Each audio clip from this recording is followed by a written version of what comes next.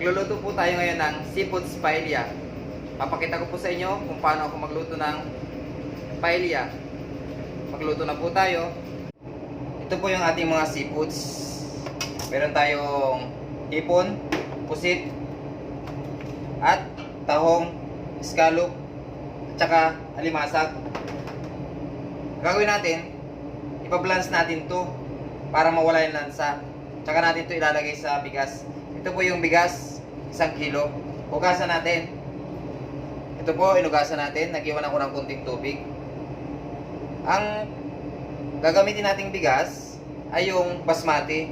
Pwede rin yung laon.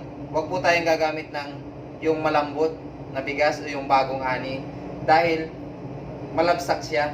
Mas maganda po yung medyo buwaghag na bigas ang ating gagamitin pag nagluto tayo ng ganito. Kapag nagluluto ako ng ganito, ganun po ang aking ginagamit na bigas. Ito po yung kamatis. Mas overripe, mas maganda. Hiwain natin ito ng chop, yung medyo pino. Kung wala po kayong kamatis, pwede rin yung peeled tomato. Ganito po yung itsura ng peeled tomato. Ito po yung laman niya. Kamatis din siya na wala na siyang balat. Ilalagay lang natin sa blender at saka natin ilalagay. Pero ngayon, papakita ko sa inyo, kamatis ang gagamitin ko. Hiwain natin yung pusit. Nilinis ko na siya. Pero okay lang po yun, gamitin yung may balat. Hiwain lang natin ng pabilog. Saka natin ito ipa-blanch. Ito po yung itsura. Ring lang siya. Saka natin ilalagay dito. Saka ito yung alimasag. Sagay, mamaya natin to lilinisan pag na-blanch na siya. I-blanch na po natin ang ating mga seafoods. Blanch lang po ang ating gagawin. Hindi natin kailangan matagalin sa tubig. Pwede natin itong hanguin. Kaya natin ilagay dito. Natin isusunod yung ating hipon. Yung hipon, tinanggalan ko na ng balbas. Pagkatanggal natin sa mainit na tubig, balawan natin. Saka natin i-drain. At ilagay natin dito. Ganon din ang gagawin natin sa hipon. Pagka-blanch, tanggalin natin agad. Huwag na natin itong patagalin dahil sa kanin natin ito lulutuin. Tsaka natin ihulog yung ating alimasag. Pupula lang to. Tsaka natin ihugasan ang ating hipon. Hugasan natin ang ating mga seafood para palinisan pa siya. Wala yung lansa. Antayin natin yung iba. Ganon din po ang gagawin natin. Pagkahulog, tsaka blanch. Pero itong alimasag, tatanggalin natin sa shell. Yung bago po sa aking channel, meron po akong na-upload na crab with sweet chili sauce. Baka magustuhan nyo, pwede nyo pong i-play. Punta nyo lang po yung Sam's Cooking Video. Meron po akong mga iba't ibang recipe na makikita nyo po sa aking channel. Alimasag, kahit isang kulo lang, pwede nating hanguin. Dito po yung scallop.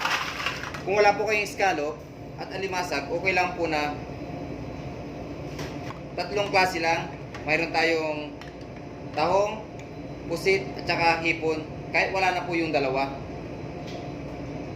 Kulang po yung ating seafoods sa aking video. Pero pwede pong ilisto pag sa homemade lang. Depende po sa inyo kung dagdagan ng mga seafoods.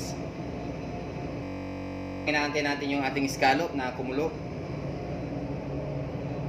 Malinis ang ating seafoods. Saka natin kukunin yung ating scallop. Half shell na lang po siya. Tahong half shell na po yung aking ginamit. Pero kung ito buo ang ating tahong, isang blanch lang. Pagka lubog nyo, bubukas siya kusa, tapos tatanggalin natin yung kalahati, iwanan natin yung ganito. At hugasan.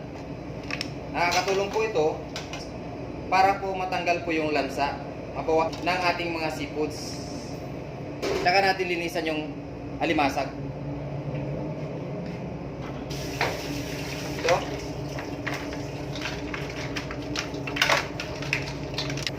Ito po yung alimasag. Tanggalin natin dito. Saka natin iwain dito. Bawasan lang natin yung galamay. Saka natin balik. Ito yung ipapatong natin sa ibabaw ng kanin. Pagkatapos natin linisan to, saka ipapakita sasayin natin. Nalinisan na ang ating alimasag. Pa yung ating kamatis. Kamatis, ilagay natin dito. Tsaka natin ito igigisa.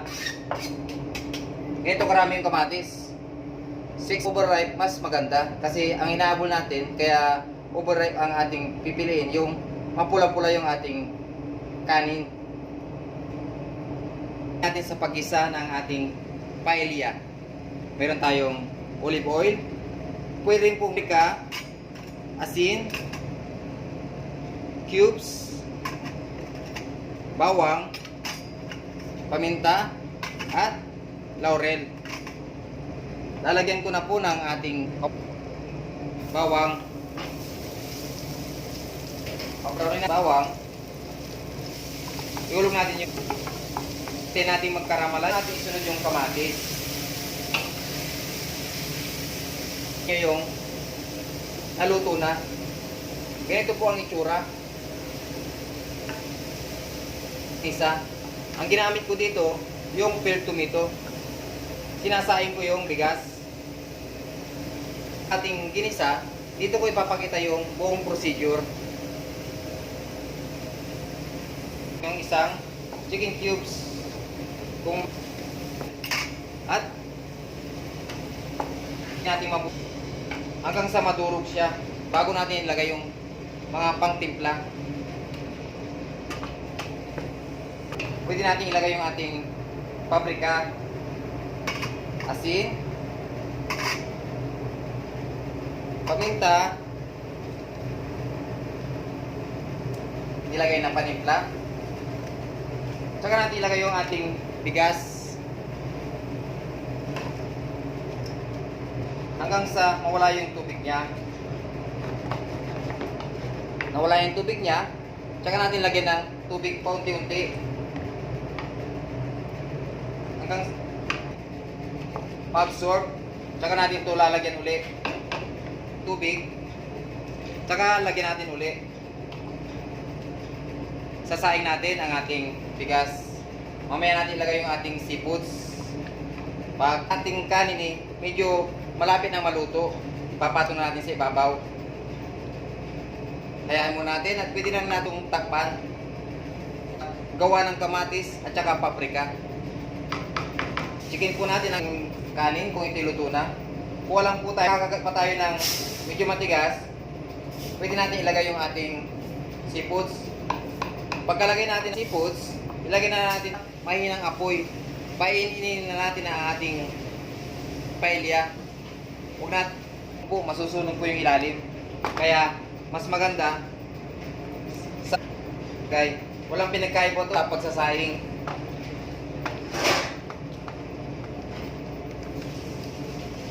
Huwag natin isama yung tubig sa ating seafoods. Ikalat lang natin sa ibabaw. Pagsamasamahin natin lahat. Huwag natin isama yung shell ng alimasag.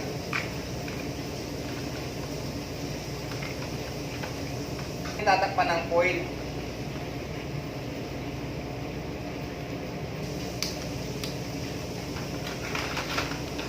At saka natin papatong yung ating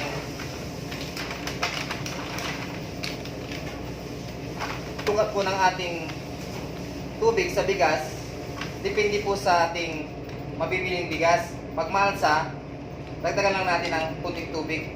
Ang tubig po ay paunti-unti lang ang lagay para hindi po maging malata ang ating paella.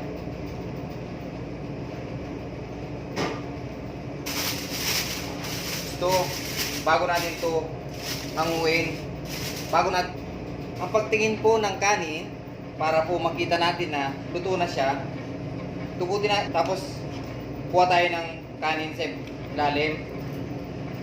Makikita natin, ganito po yung itsura ng kanin, luto na siya.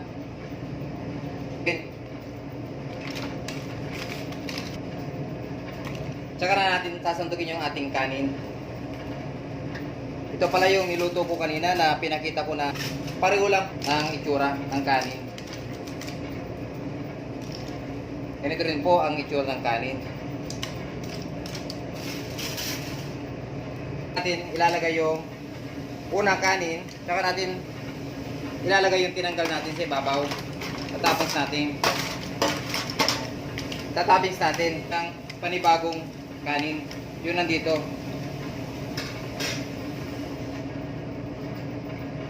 Ilalagay ng kanin.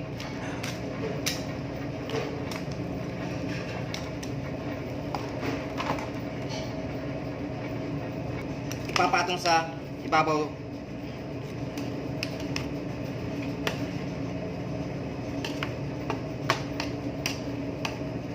Sa ibabaw yung natitirang ating seafoods na tinanggal. Medyo marami po yung aking seafoods. Sa aking screen, sakto lang po yung aking screen. Toppings natin.